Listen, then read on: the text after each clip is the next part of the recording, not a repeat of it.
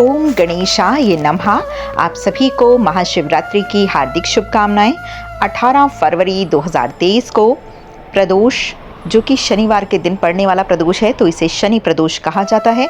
और इस प्रदोष का व्रत रखने से माना जाता है कि संतति की प्राप्ति होती है और संतान बहुत ही सौभाग्यशाली होती है। उस पे भगवान शिव की असीम कृपा होती है। तो आपको आज पूरे दिन शिव जी की तो पूजा करनी है, उसके साथ साथ आपको शनि प्रदोष व्रत कथा जो है ये आपको सुन लेनी है। ये कथा इस प्रकार है। शनि प्रदोष व्रत कथा के अनुसार प्राचीन काल में एक नगर में एक सेठ थे। सेठ जी के घर में कोई भी किसी भी प्रकार की सुख सुविधाओं की कमी न थी, लेकिन संतान नहीं होने के कारण सेठ और सेठानी हमेशा ही दुखी रहते थे। काफी सोच विचार करने पर सेठ जी ने अपना काम नौकरों को सौंप दिया और खुद सेठानी के साथ तीर्थ यात्रा पर निकल पड़े। अपने नगर में बाहर निकलने पर उन्हें एक साधु मिले जो कि ध्यान मग्न बैठे थे।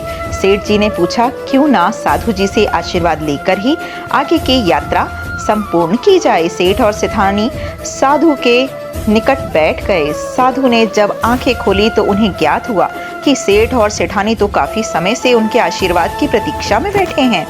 साधु ने सेठ और सेठानी से कहा कि मैं तुम्हारा दुख जानता हूँ, तुम शनि प्रदोष का व्रत करो, इससे करने से तुम्हें संतान सुख की प्राप्ति होगी।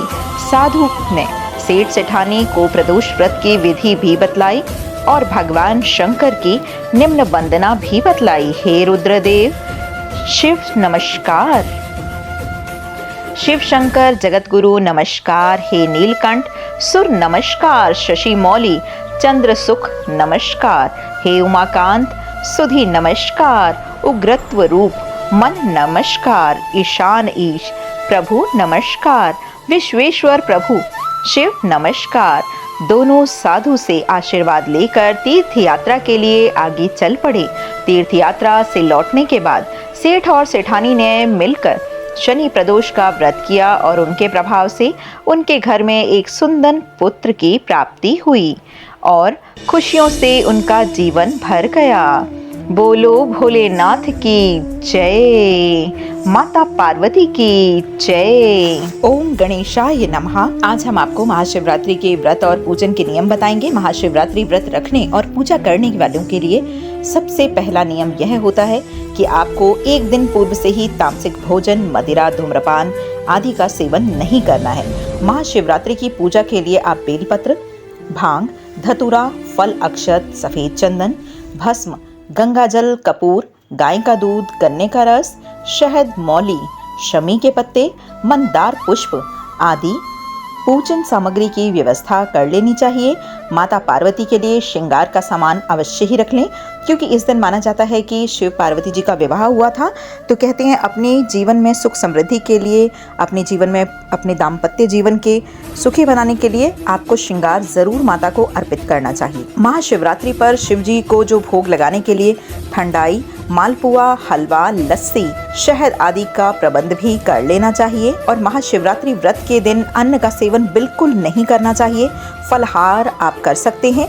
इस दिन आप सूर्योदय काल से शिव पूजा कर सकते हैं। महाशिवरात्रि के व्रत के पूरे दिन आपको सोने से परहेज करना है। व्रत में सोने की मनाही होती है। जब भी आप शिवलिंग की परिक्रमा करें तो आधी ही परिक्रमा करें और वापस आ जाएं। शिवलिंग की पूरी परिक्रमा करना वर्जित माना गया है।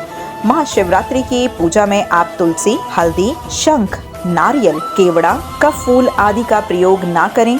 शिव पूजा में ये वर्जित माने गए हैं। महाशिवरात्रि व्रत और पूजा में ब्रह्मचर्य के नियमों का पालन जरूर करना चाहिए। महाशिवरात्रि व्रत में रात्रि जागरण करें, इससे आपको व्रत का अधिक पुण्य फल प्राप्त होगा। शिव पुराण में महाशिवरात्रि की रात्रि जागरण का महत्व बताया गया है। महाशिवरात्रि व्रत का पारण आप निश्चित काल जो है उसी काल में पूजा मुहूर्त के बाद करें, क्योंकि चतुर्दशी तिथि के समापन से पूर्व ही पारण करने का विधान है। बोलो भोलेनाथ की जय, माता पार्वती की जय।